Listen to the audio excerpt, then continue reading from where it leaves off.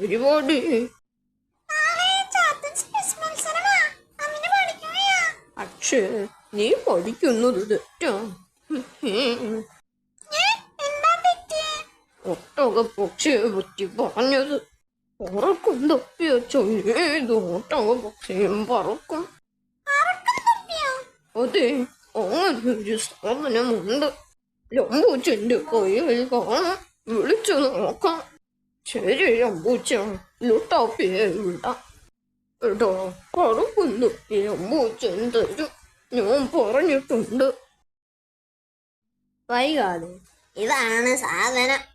ഏത് ജീവിയുടെയും തലയ്ക്കനുസരിച്ച് തൊപ്പി ഫിറ്റാവും. പക്ഷേ സൂക്ഷിക്കണം, പൊട്ടരുത്. ചില്ല് തൊപ്പിയാ. കുഞ്ഞടോ, വെച്ചിട്ട് പറക്കാൻ പറ്റുന്നുണ്ടോ? കോളയെ പറപ്പിക്കാം.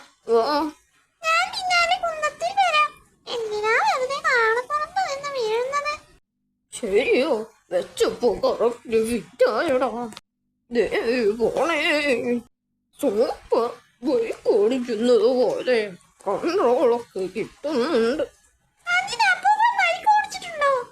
എടോ, നമുക്ക് ഏതെങ്കിലും അങ്ങനെ ഉറപ്പിക്കാം. എന്നിട്ട് ഓരോ രാധയുടെയും തലയിൽ കൊണ്ടിറക്കാം. മായാവി ഇതെല്ലാം കേൾക്കുന്നുണ്ടായിരുന്നു. ഓഹോ, അതാണോ പരിപാടി? ഒരു ആനയെ കിട്ടാം. ഒരു സൂത്രമുണ്ട്.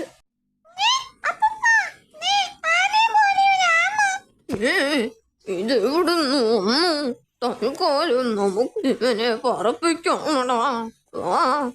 ആമയെ വലുതാക്കിയത് മായാവിയാണെന്ന് അവരറിഞ്ഞില്ല. അങ്ങനെ കാളപ്പുറത്തിരിക്കുന്നതിനേക്കാൾ സൗകര്യമോ? ഇനി ആമച്ചാരി ഒന്ന് പേടിപ്പിക്കാം. അദൃശ്യനായി മായാവി ആമയുടെ തലയിലൊന്ന് തൊട്ടു. അതോടെ പേടിച്ചു പോയ ആമ തലയും കാലുകളും തോടിനുള്ളിലേക്ക് വലിച്ചു. അയ്യോ, ചതിച്ചോ, തൊപ്പി ഊരി വീണു. പാവമാമയെ താഴെ വീഴ്ത്തണ്ട. ചിൽ. അയ്യോ. ഒരു ദിവസം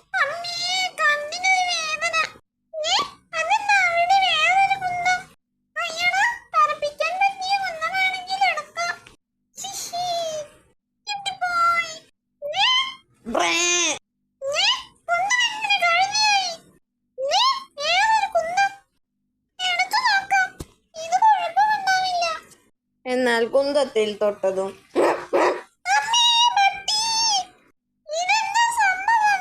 ലുട്ടാപ്പി കുട്ടൂസനെ വിളിച്ച് കാര്യം പറഞ്ഞു. എടോ, നിന്റെ കണ്ണിന്റെ കുഴപ്പമോ? ഡോക്ടറെ കാണണം.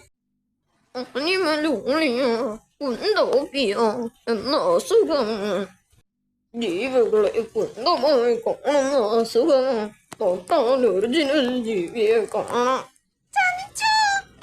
നീ തന്നെ ഹോസ്പിറ്റലിൽ പോ, വൈകിക്കണ്ട.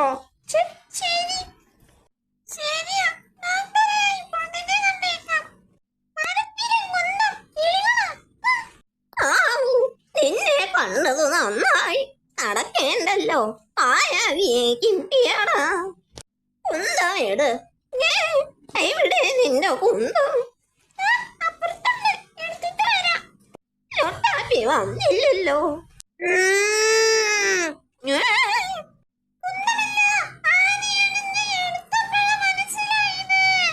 ആനയും കുത്തും തമ്മിൽ മാറിയെന്നു. നുണയാ.